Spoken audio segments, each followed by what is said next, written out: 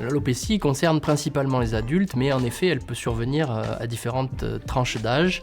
L'alopécie androgénique, par exemple, peut commencer très tôt, dès l'âge de 30 ans, et bien sûr, à l'opposé, l'alopécie sénescente va concerner les seniors. Certains types de chutes sont assez facilement réversibles, comme les chutes aiguës, notamment si on utilise des traitements. En revanche, certaines chutes sont plus difficiles à inverser et certaines chutes chroniques doivent être traitées tôt, justement à cause de ce problème d'irréversibilité.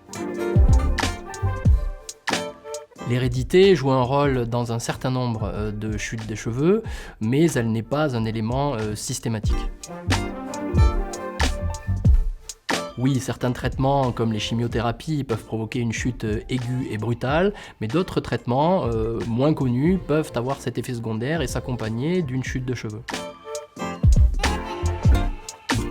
Les carences peuvent être fréquemment retrouvées à l'origine de certains types de chutes, des carences en vitamines, des carences en acides aminés et bien sûr la carence en fer.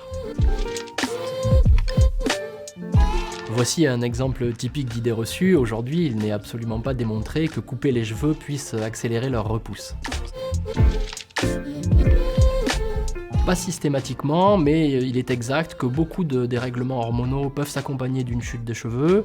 Les dérèglements au niveau thyroïdien par exemple, mais également dans l'alopécie androgénique, on trouve un rôle des hormones androgènes quasi systématiquement. Cependant, tous les troubles hormonaux ne s'accompagnent pas d'une chute de cheveux. Oui, le stress est un facteur favorisant très classique et le stress peut aggraver quasiment tous les types de chutes.